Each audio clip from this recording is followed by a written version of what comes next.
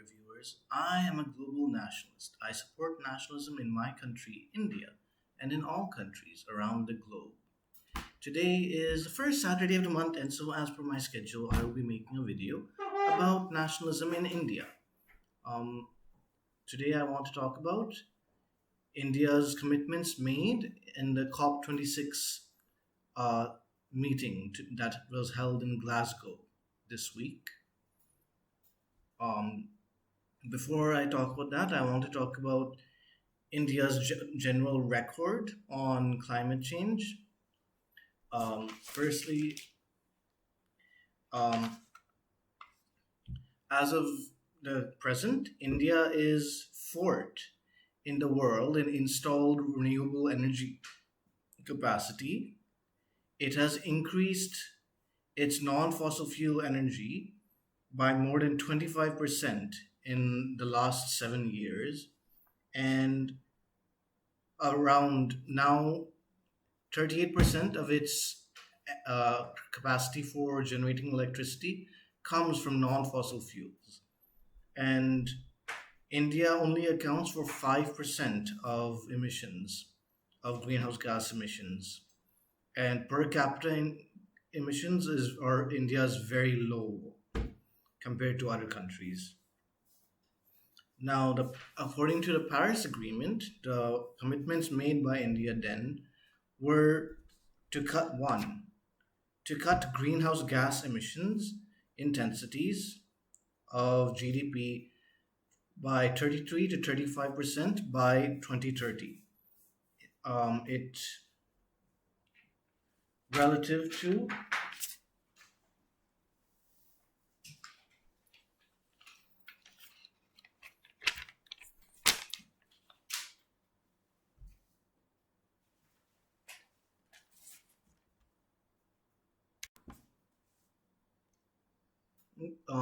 India also promised to increase non-fossil fuel power capacity to 40% from 28% in 2015 to create an additional, this is the third promise, to create an additional or cumulative carbon sink of 2.5 to 3 gigatons carbon dioxide through additional forest and tree cover by 2030.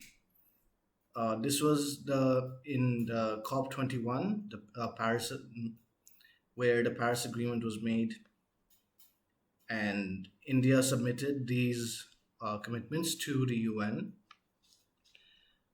and the all the countries of the world that agreed to the Paris Agreement pledged to reduce emissions to at least to maximum 2 degrees Celsius, with the ideal situation.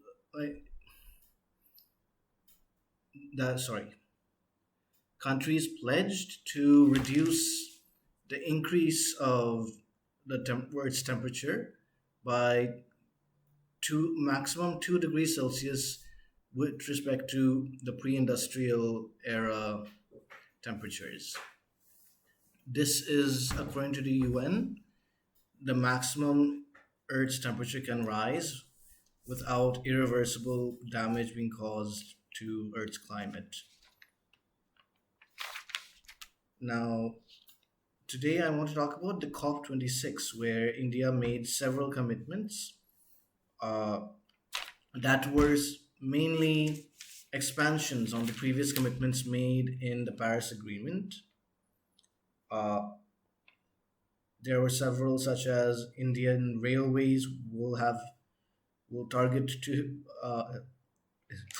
to achieve net zero emissions by 2030. This means that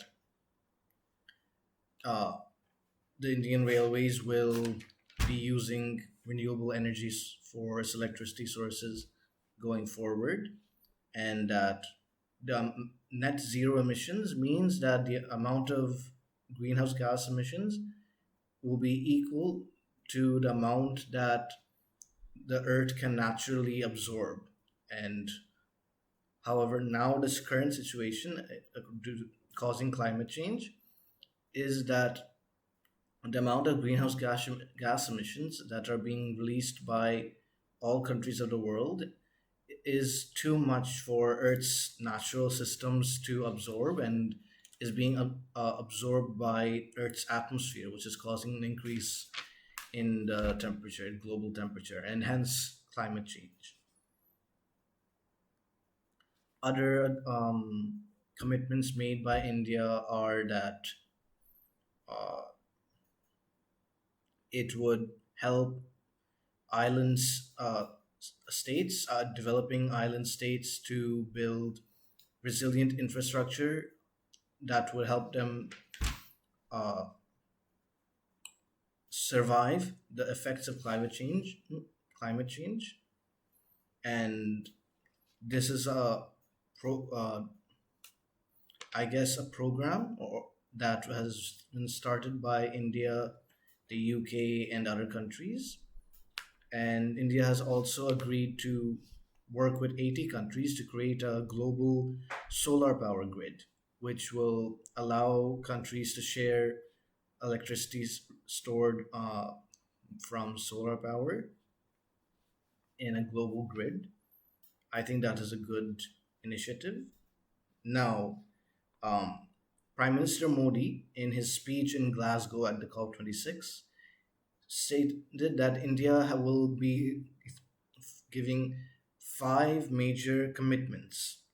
These are called as the Panch Amrit, which is translated as natural elements. The five commitments are that India will um, have 500 gigawatts of renewable energy uh, by 2030, and two, India will have 50% of its capacity for generating electricity coming from renewable energies, and three, India will achieve um,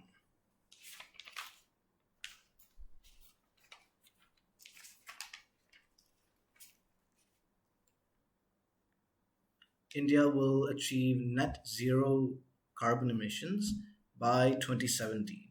By the year 2070, India's carbon emissions will be net net zero. And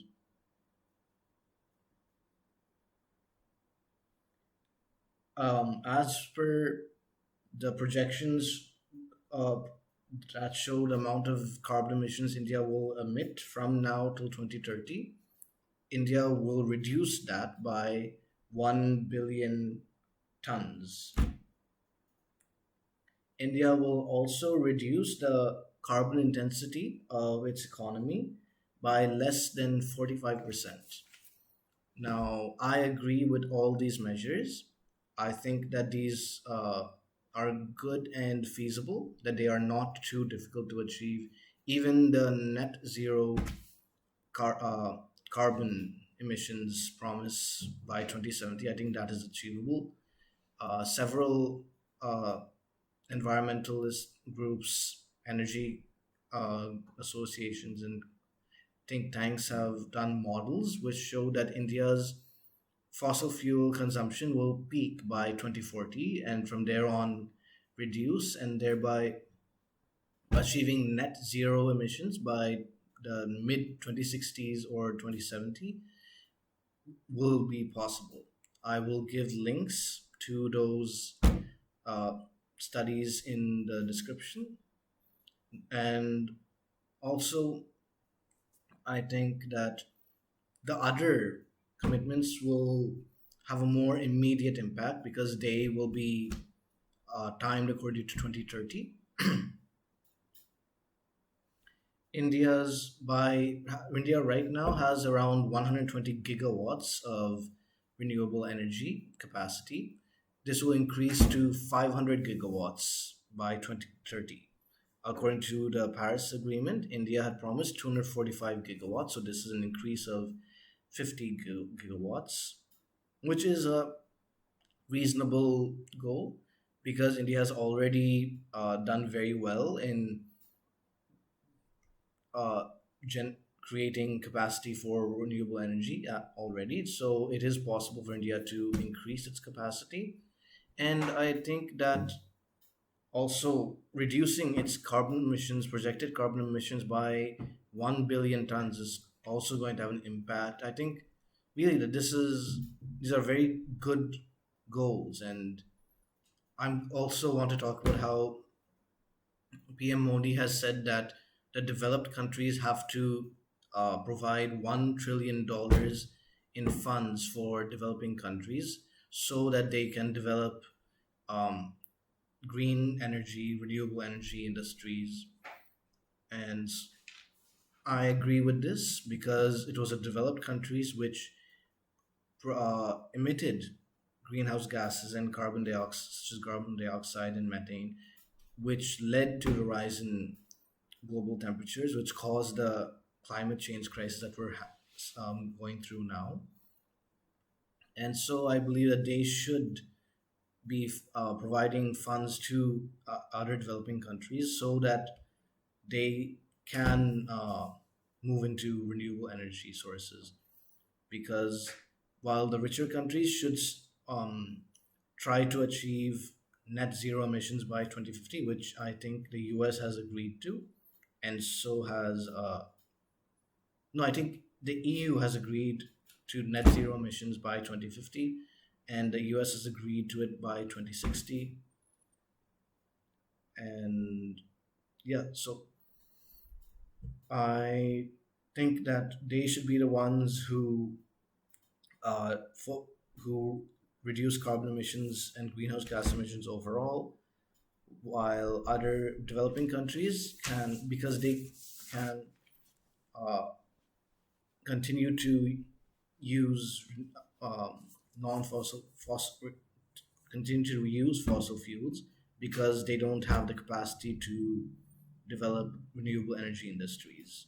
This includes India, but developed countries do, so they should be the ones to do it. I think it is only just that since they're the ones that, with all due respect, I don't mean any as an insult, simply as an observation, because these countries created this problem, they should be the ones to take the major, um, the most responsibility to uh, address the problem.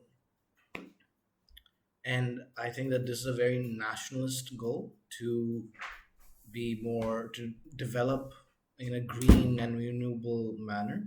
This will prevent India from having to later transition from fossil fuels to renewable energy, which will be very difficult, which developed countries are having now. And this will prevent India from going through a major pollution stage that other developed countries had during their developmental process. So, yeah, I completely agree with the commitments made by Prime Minister Modi at the COP26, and I think that they can be achieved. And I'm hopeful for the future generally of the climate. I think that most countries are taking it seriously, and that the temperature rise can be kept to below 2 degrees Celsius. Yes, that's all I wanted to say. Thank you for watching. Vande Mataram.